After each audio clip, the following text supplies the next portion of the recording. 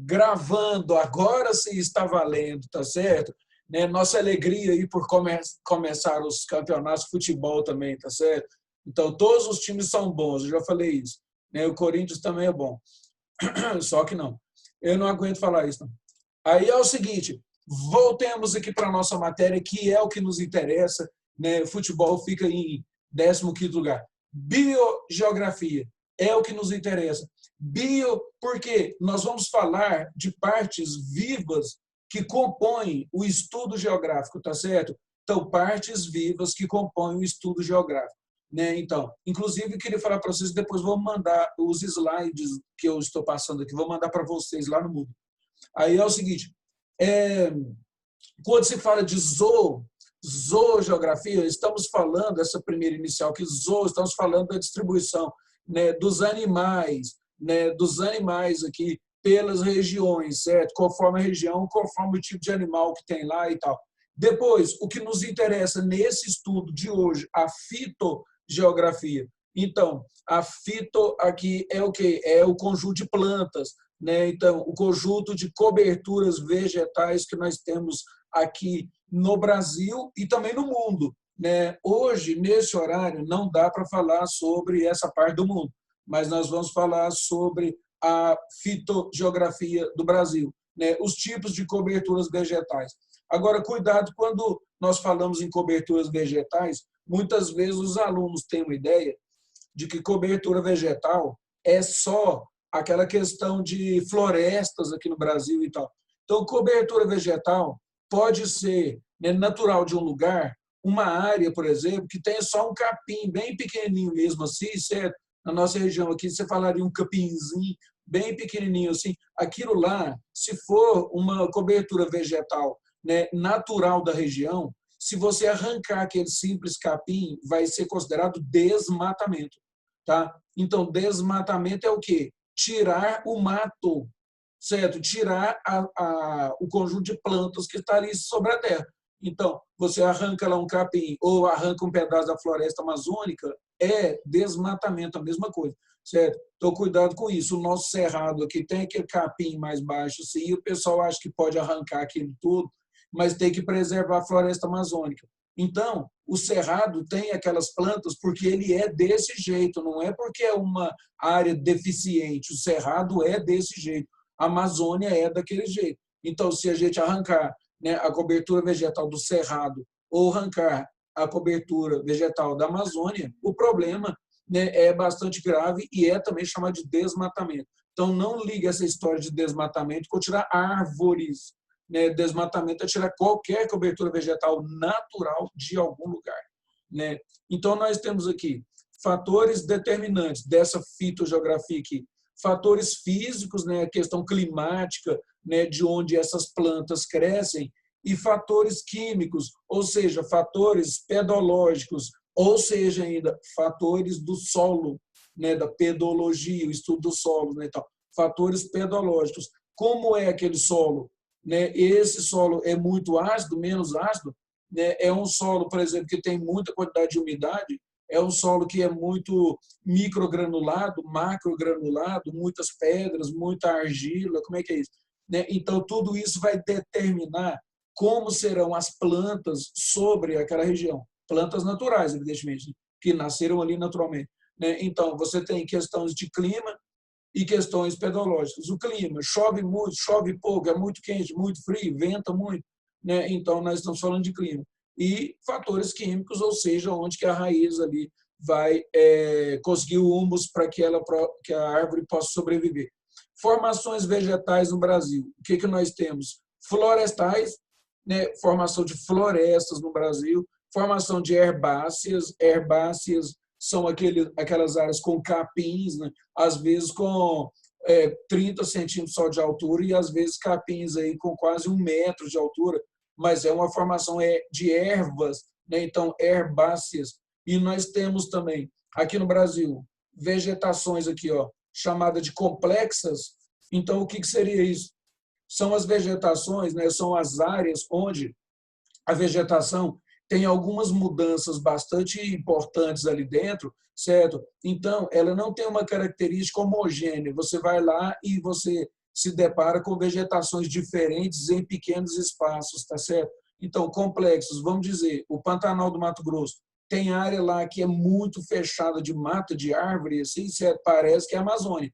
Aí você sai ali na frente, ali, logo um espaço pequeno ali na frente já parece cerrado, né? Então, as áreas mais abertas. Tem algumas áreas no Pantanal que você tem um espaço de areia, um espaço grande, já não parece mais cerrado, mas tudo isso está dentro do Pantanal. Então, é chamado de uma vegetação complexa, né? Ela não é uma coisa homogênea, assim, aquela vegetação que você vê no Pantanal todo de maneira igual. Não, lá tem vários tipos de vegetação diferentes, por isso chama de complexas. E outro tipo de vegetação no Brasil que podemos destacar é essa aqui, ó, vegetações litorâneas. O que seria isso? São as vegetações que crescem no litoral brasileiro, né, e destacadamente os mangues, né? Então cresce ali na foz dos rios, onde o rio fica lento, ele começa a misturar a sua água com a água do mar e aí do Oceano Atlântico no caso, né? E aí ela começa a ficar salobra. Não é uma água totalmente doce nem totalmente salgada, é um meio termo. Então isso aí forma os mangues. Agora é o seguinte, todas essas formações aqui, florestais, herbáceos, complexos litorâneos, estão divididas aqui dentro desse PowerPoint, né? Dentro desse slide. Então, a gente vai passando e falando sobre cada uma delas.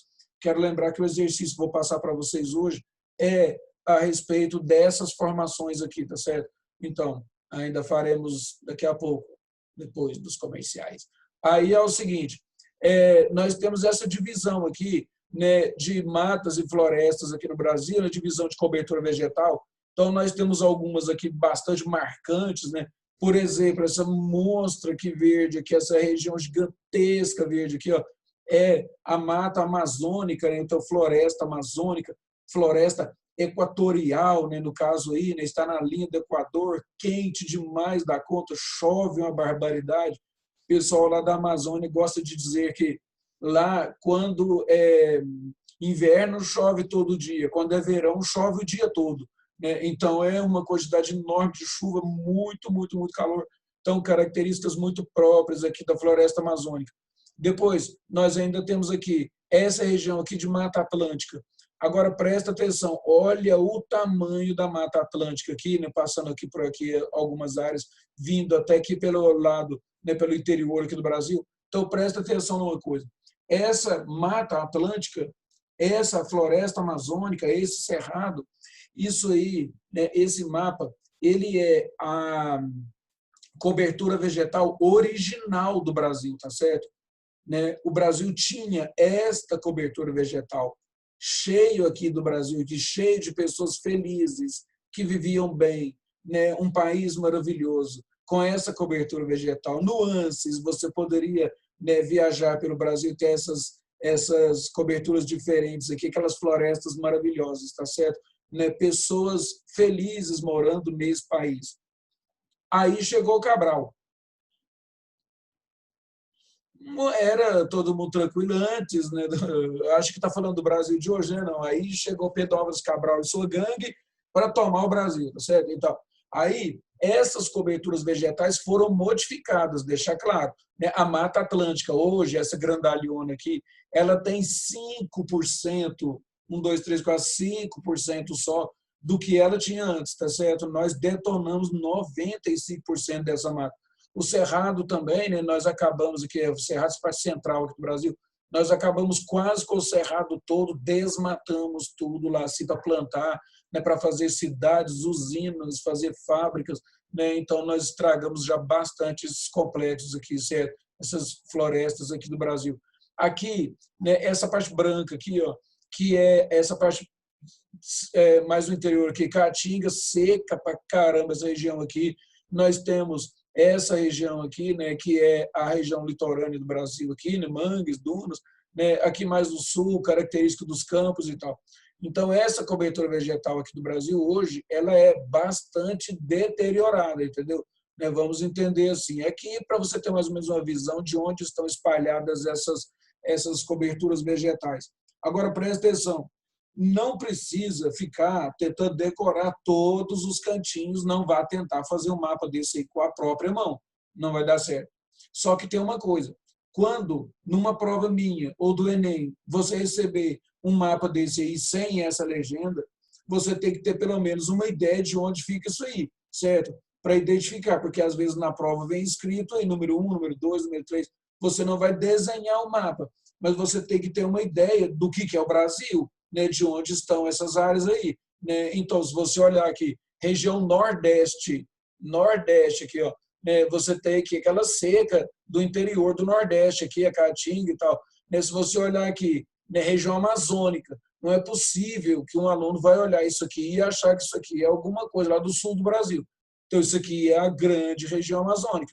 Essa parte central aqui do Brasil, né, essa parte central aqui, predominância então, do Cerrado, né, campos limpos, né, onde tinha aquele capim alto assim, o pessoal criava muito gado e ainda cria até hoje.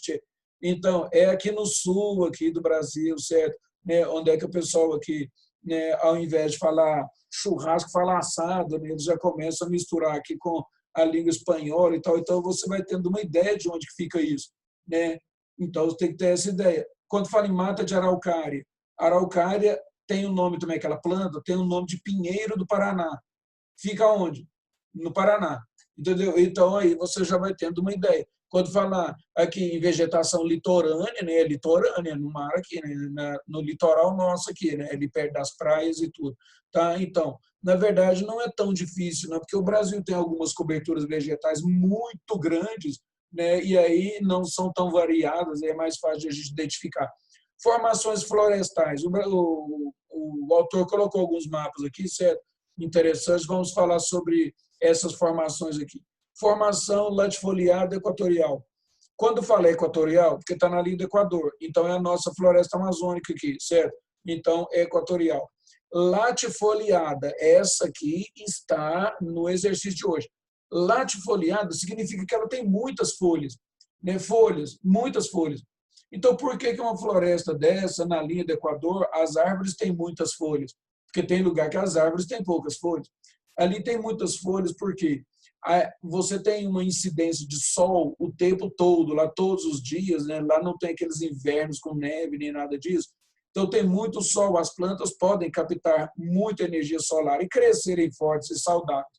Só que tem uma coisa, em alguns lugares, certo, as plantas têm poucas folhas, por quê? Porque através da folha a planta sua, certo? Sai um pouco de água pelas folhas, ela perde água, né, chamado de processo de evapotranspiração. Ela transpira e essa água que está na folha evapora. Então, isso aí, para provar isso para vocês, é só você lembrar que todo dia de manhã, aí, né, toda madrugada, nós temos aquele orvalho nas plantas, assim, né, as plantas estão molhadas. Se você andar lá no meio do capim, alguma coisa, você vai estar molhado. E quando faz frio demais, essa água que está em cima das folhas, ela congela. O pessoal chama isso de geada, né? Então, geada não cai, a geada se forma nas plantas, tá certo? Então, é evapotranspiração. Então, no caso da Amazônia, a planta ela pode ter folhas grandes, por quê? Porque ela pode perder água o tempo todo, porque a floresta é muito chuvosa, entendeu? Então, o que acontece? Se ela estiver perdendo muita água no piso lá, a raiz dela tem muita água para puxar. Então, ela pode ter folha para caramba, que ela pega muita energia solar, né, para fazer a fotossíntese e não tem problema perder água, porque ela está sempre tendo mais água lá no solo. Tá certo? Então, latifoliada. Depois, floresta latifoliada tropical. Quer dizer, está entre os trópicos, né? Entre o trópico de Câncer lá em cima e o trópico de Capricórnio aqui embaixo. Então, nós temos o quê? Uma floresta tropical. Não é tão quente, né? Não é tão chuvosa igual a Amazônia, mas nós temos aqui no Brasil, então, floresta latifoliada, quer dizer, com muitas folhas, certo? Tropical, que é a Mata Atlântica. Tá? Mata Atlântica aqui, ó. Então, ela tem muitas folhas, uma mata exuberante, né, com muitas folhas, fechada, aquele verdão escuro, assim, aquela coisa bonita. Era assim, né? Agora nós detonamos quase tudo. Né? Então, depois, floresta latifoliada subequatorial. Sub é abaixo. Então, está aqui, ó, abaixo da linha do Equador. É latifoliada também? Sim. Por quê? Porque isso aqui é região do Maranhão, né, chamada de mata de cocais. Então, aqui, Maranhão, essa região aqui, você tem um pouco da chuvarada da Amazônia e tem um pouco da seca do Nordeste. Então, essa região aqui, ó, você ainda tem cobertura vegetal com uma quantidade de chuvas o bastante para as plantas terem muitas folhas, não se importarem com o período de seca. Tem muitas folhas, então, latifoliada subequatorial. Então, estamos falando da linha do Equador, subequatorial, tá certo? Depois, floresta aciculifoliada subtropical. Então, primeira coisa, floresta, né, árvores grandes, né, importantes, exuberantes e tal. Depois, subtropical, ou seja, está abaixo do trópico. Esse último mapa aqui embaixo, aqui é à sua direita, abaixo do trópico de Capricórnio, tá certo? Abaixo do trópico. Ela está aqui, ó. Floresta subtropical, abaixo do trópico. Agora que vem esse nome, aciculifoliada. O que seria isso? Então, essas áreas aí, tipo Rio Grande do Sul e tal, algumas áreas lá, existe a possibilidade, né, e lá faz muito frio, existe a possibilidade de cair neve. Se cair neve numa árvore igual as da Amazônia, que tem aquelas folhas gigantes, vai acumular muita neve naquelas folhas e vai quebrar tudo, vai cair o galho inteiro, vai arrebentar a planta. Então, lá nessa região mais ao sul do Brasil, nós não temos essas latifoliadas com folhas grandes, com grande possibilidade de captação de energia solar, não. Nós vamos ter uma floresta aciculifoliada. O que significa? Significa que as folhas são em forma de agulha. Então, ela é uma folha fina e essa folha tem as pontas, na maioria das vezes, virado para baixo. Se cair neve numa folha fina, a neve vai escorrer ali e cair no chão. Não vai pesar tanto na árvore e a árvore, então, vai resistir a uma queda de neve sobre ela e ela não vai morrer, entendeu? Então, folhas em forma de agulha, né? E aí a neve passa direto, acumula muito pouco ali naquelas folhas e cai o resto no chão. A neve não tem como se manter numa folha dessa, fininha, né, com a ponta compridinha assim para baixo, a neve cai só um pouquinho aqui e já cai o resto no chão, não tem jeito de acumular. Ao passo que se fosse uma folha aberta, assim, grandona, né, encheria de neve, ficaria pesado, desabaria a folha, o galho, a árvore toda morreria. Então, floresta subtropical, abaixo do trópico, aciculifoliada. Agora nós vamos ver, né, agora nós vamos ver cada parte dessas florestas aí, tá certo? Nós vamos estudar uma a uma. Então, primeiro, floresta latifoliada equatorial, também com o apelido de floresta amazônica aqui no Brasil. Então, é um melhor exemplo e é o exemplo que nós temos no Brasil, né? Maior floresta equatorial do mundo, né? Está na linha do Equador, quente demais da conta, já falei. Verão, inverno, outono, primavera, lá não tem esse tanto de estações do ano. Lá na Amazônia você tem o quê? Períodos de calor maior e períodos de calor um pouco menor, certo? Você tem mais quente ou menos quente, mas é quente.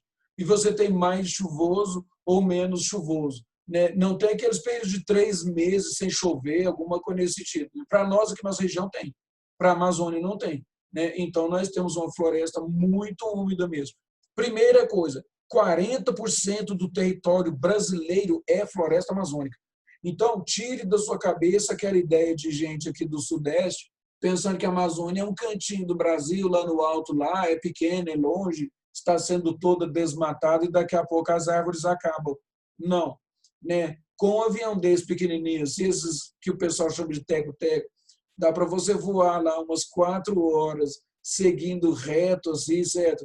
Né, sem encontrar nenhuma casa, nenhuma tribo, nenhum índio, nem nada, olhar para baixo e você só tem aquele tapete verde assim com aquelas entremeios de rios lá assim, né? Os rios correm em áreas tão planas que eles ficam indo para lá e para cá assim, certo? A gravidade lá, né, tem o efeito normal, mas acontece que sendo plano demais os rios não são velozes, tá certo? Então, esses rios que fazem esse tanto de curva aqui são chamados de meandros. Meandros, essas curvas aqui, ó. O rio vai para cá, depois corre para cá, que é mais baixo, mais para ali, vai fazendo aquele monte de curvas, forma algumas ilhas, o rio vaza conforme a encheia para cá, ó, já vaza para cá, faz essa curva aqui. Lá na frente ele emenda com ele mesmo, né? Então forma um monte de ilhas. Então, aí é uma característica da floresta. Agora é o seguinte, 40% do território brasileiro é floresta amazônica. Depois, higrófila.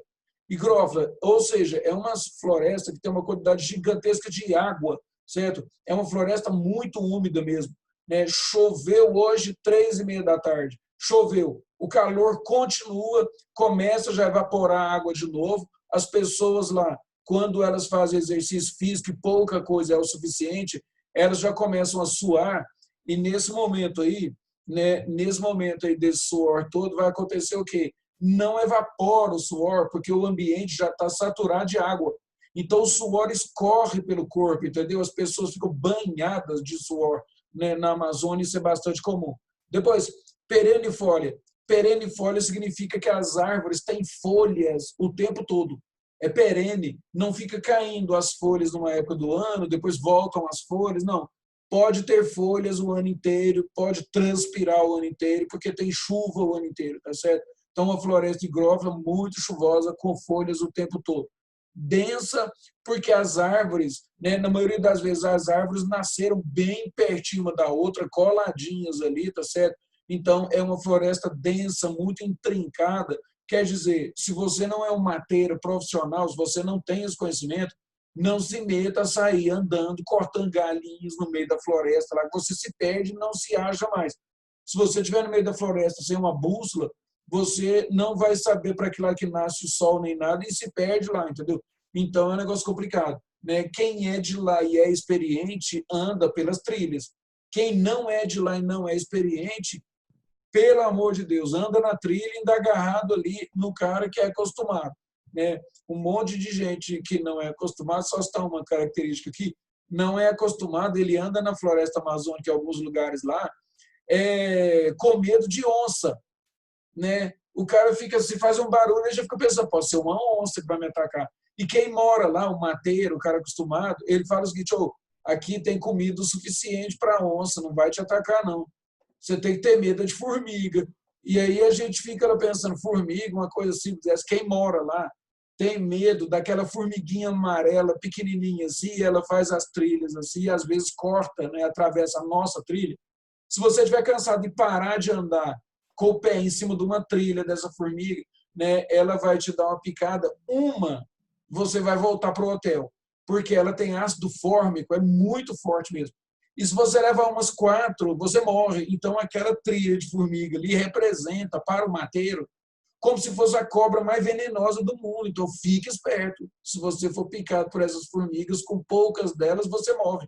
Enquanto nós, que não somos acostumados, com medo de onça, né? Então, tem que tomar esse cuidado. Assim, é claro que quem mora lá se adapta ao que ele tem e ele entende muito mais a floresta. Depois, muito heterogênea. Quando fala heterogênea, que significa que você tem um tipo de vegetação aqui nessa região, aqui, assim, um tipo de árvore, depois muda para o lado de cá, você tem outras árvores aqui diferentes, lá na frente outras árvores diferentes. Então, você não tem uma floresta só com 2 ou 3 tipos de árvores. Então, você tem muitas espécies diferentes, por isso que fala em heterogêneo, né? Então, isso significa que você tem um espaço com um determinado tipo de árvore, né? Tipo lá, algumas 50, 100 espécies assim, ali na frente já começa a mudar as espécies, lá na frente são outras espécies, né? Então, por isso que fala heterogêneo. E outra coisa, na floresta amazônica também tem áreas de elevação e rebaixamento, então você vai ter diferenciação nas plantas mais elevadas e mais rebaixadas, tá certo? Quando aqui, né, quando aqui eu falei para vocês, olhando de longe parece aquele tapete, se você for lá de perto vai ver que é heterogêneo, não tem o mesmo tipo de floresta ou de planta o tempo todo. Solos pobres, por quê? Porque tudo que o solo tinha de fertilidade, ele usou para formar um monstro de floresta desse, uma camada orgânica dessa, tão gigantesca assim. Então, se tirar a floresta de lá, o solo é pobre. Por isso, tem gente que vai lá para criar gado, planta um capim lá, alguma coisa, né, depois de tirar a floresta, dá resultado alguns anos e depois o solo vai virando pura areia e você tem que desmatar outra área, tá? Porque o solo é pobre. Depois, humus. Tem muito humus no meio da floresta porque a floresta deixa cair suas folhas velhas lá, assim, animais mortos, cascas de ovos, penas, então vai formar aquela camada de coisas mortas e podres aqui no pé das plantas. Então, lá tem muito humus, mas é igual eu falei, o que produz o humus é a floresta. Então, se você arrancar a floresta, o resto que vai sobrar lá é um solo pobre, entendeu? Então, a floresta vive por causa dela mesma. Se eu pedir isso na prova como uma questão aberta, entenda isso. A floresta vive por causa dela, não é por causa do solo. A floresta produz o seu próprio humus para continuar se alimentando e se mantendo viva, tá certo? 3 estratos importantes lá. 3 estratos. É o seguinte, esses 3 estratos que nós temos lá na floresta, é o seguinte, mata de igapó, que é uma área de mata sempre inundada, então as plantas lá são plantas com os troncos finos, não muito grandes, o tempo todo aquela região está inundada. Então tem lá a Vitória Régia, né, que são ela e outras plantas que boiam, algumas têm as suas raízes no chão, mas não ficam árvores muito grandes, tá certo? 3 metros, 4 metros, 5 metros de altura. Depois, a mata de várzea é aquela mata que, de vez em quando, ela inunda. Fica com 1,5 m, 2 metros, 3 metros de água. Né? Fica lá 2 meses ou mais do que isso, um pouco, depois as águas baixam. Então, é uma mata de várzea, é o quê? É uma floresta que ela é inundável. Inundável. Tem época que inunda e tem época que ela fica seca. Tá certo? Então, você já tem árvores mais poderosas, árvores maiores, né? Árvores que vão ter troncos mais fortes assim e tal. E aí você vai ter árvores lá, por exemplo, 20 metros de altura, 25 metros de altura. São árvores mais poderosas, né? Grossas assim e tal. Então, é uma mata que de vez em quando inunda. Tá? Olha a diferença, a última aí. Mata de terra firme. O que é que nós temos? A mata de terra firme é aquela mata que não inunda, nunca, certo? Então, nós temos uma área mais elevada. Nessa região chove bastante, tem muito humus no chão, por isso, depois das chuvas, vai criar atoleiros. Se você for andar lá, você vai atolar, às vezes, no barro, lá até no joelho, né? Vai xingar um pouco, consegue se livrar do barro, tem que andar debaixo do cipó, passa por cima, dá de cara com um monte de teia de aranha e tal, aquela dificuldade toda para andar nessa floresta, porque ela é densa, mas ela não inunda. Então, qual é a diferença? Pode ter barro lá no chão? Sim, mas acontece que não tem aquele fio de água, aquele fiozinho de água ali, certo? Não tem isso. Então, por isso, você vai dizer que ela não inunda, não fica aquela água parada no pé das árvores ali, 1 mês, 2 meses, não. Choveu, a água escorre. Demora um pouco, faz atoleiros, mas escorre. Nesses lugares de terra firme, você tem árvores, por exemplo, com 50 metros de altura, né? Coisa que aqui em Patrocínio a gente não tem muita ideia sobre isso, né? Uma árvore mais alta, por exemplo, que a torre da Igreja Matriz, né? Então, lá na mata de terra firme tem árvores assim, às vezes até um pouquinho mais altas do que isso, tá certo? Então, isso aí é a floresta amazônica, né? Grande parte do Brasil, né? 40%, ela é bastante úmida, tem muitos solos pobres, muito humus, mata de igapó sempre inundada, mata de várzea de vez em quando inunda, mata de terra firme é aquela então que não inunda de jeito nenhum, tá certo? Então, depois nós temos outra floresta aí que é a floresta tropical. A floresta tropical muito parecida com a equatorial, né? Mas só que ela é um pouco diferente no caso, né? Já é mais baixa, não tem tanta quantidade de chuvas. As árvores não são tão intrincadas assim, não é tão densa, entendeu? As árvores já têm uma distância um pouco maior uma da outra, é mais fácil de você andar lá. É a nossa Mata Atlântica, tá certo? Então, embora menos imponente, está escrito semidecídua. Semidecídua, ou seja, se ela fosse decídua, é que ela perdia as folhas na época do inverno. Mas é semidecídua, ou seja, algumas árvores perdem folhas na época do inverno, certo? Vai ficar mais frio, vai ter menos quantidade de água disponível, menos chuvas ali e tal. Então, aquela planta que tem muita evaporação de água pelas folhas, ela deixa as folhas caírem. As folhas ficam velhas e caem. E aí você vai lá e olha aquela planta, ela fica meio que parecido com um graveto, assim, né? E aí depois, quando chove novamente, né? Quando volta as chuvas, né? Voltam ao normal, ela começa a ter folhas outra vez. Então, semidecíduas, algumas árvores perdem folhas, não todas. Depois, violentamente devastadas. mais de 93%, não, mais de 95% devastada, tá certo? Esses números aqui variam um pouco, 93%, 95%, por aí. Então, nós devastamos bastante dessa Mata Atlântica aí para fazer cidades, para fazer agricultura, para fazer indústria, represas, né? Então, foi detonando tudo. Matéria-prima interessante, muitas árvores, né? Matéria-prima nós usamos, né, para fazer muita coisa, tirando mata, né, tirando árvore lá da Mata Atlântica, produção de energia, né, queimando esse material aí, né, como fosse carvão e tal, produção de energia, né? Depois, a produção de cana-de-açúcar lá no Nordeste, por exemplo, desmatou muito da Mata Atlântica para fazer isso, né? E nós temos ainda aqui no Sudeste produção de café, desmatou Mata Atlântica. Nós somos acostumados com o nosso cerrado aqui, mas o café se desenvolveu principalmente, né, no início lá da história do café no Brasil, século XIX e tudo, principalmente na região de São Paulo, entendeu? No interior de São Paulo. Então, era Mata Atlântica, né? Então, uma mata mais chuvosa, tal, corta a Mata Atlântica e planta café, né? Depois o café, nessa sequência aí é questão de história, mas vale lembrar aí que depois o café passou a ser plantado no norte do Paraná, ou seja, São Paulo está saturado, vamos plantar café em outra área. Então, norte do Paraná, não deu muito certo, porque lá às vezes tem problema com geadas, faz frio e aí o café morre. Aí o pessoal atravessou São Paulo e veio plantar café no sul de Minas Gerais e aqui, né, no Triângulo Mineiro, nessa área vermelha, terra vermelha que nós temos aqui, o pessoal plantou café em cerrado, digamos, para experimentar. E deu muito certo, né? E o café se adaptou bem aqui na nossa região. Nós também adaptamos a planta aqui, né? E aí nós produzimos o melhor café do mundo, né? Venha tomar um cafezinho aqui, certo? Triângulo Mineiro Patrocínio. Obrigado.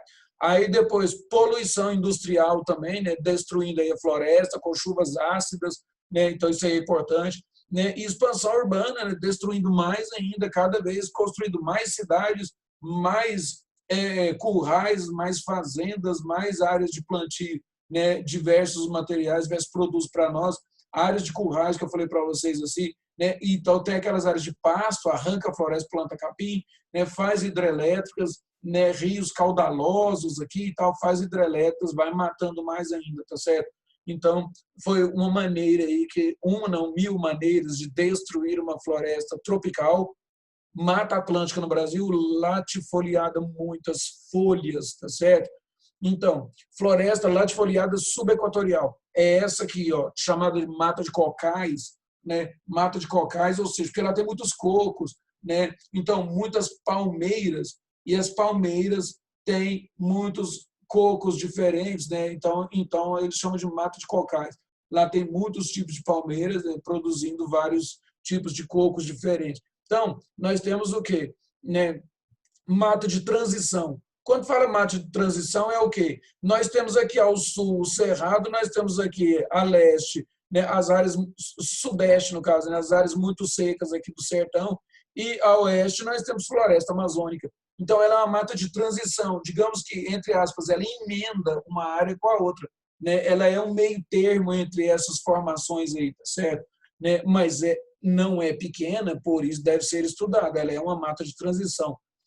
Palmáceas, né? Vários tipos de palmas diferentes, né? Palmas, daí mais tarde a palavra palmeiras e daí a palavra, né, que tem palmas, ou que dá cocos, alguma coisa nesse sentido, né? Então, Palmáceas, Babaçu a oeste. Oeste é onde? Aqui, ó, mais para o lado esquerdo, mais para o lado de áreas chuvosas, né? E depois a Carnaúba, mais a leste, né? Menos úmido, mais para o lado aqui da seca do Nordeste, tá certo? Então, de qualquer maneira, são palmeiras importantes, o pessoal usa muito do que elas produzem, tá certo? O pessoal diz que a carnaúba lá é um presente de Deus, né? Foi Deus que fez a carnaúba para ajudar o pessoal daquela região, né? Depois aqui, a aciculifoliada subtropical, forma de agulha, tá certo? Eu vou fechar a nossa reunião agora e vou passar um exercício. Fiquem atentos lá no WhatsApp. Falou, depois, daqui a 20 minutos, a gente volta, né? 25 minutos para fazer o exercício de verdade mesmo, e a gente volta com outra reunião e já corrigindo, tá certo?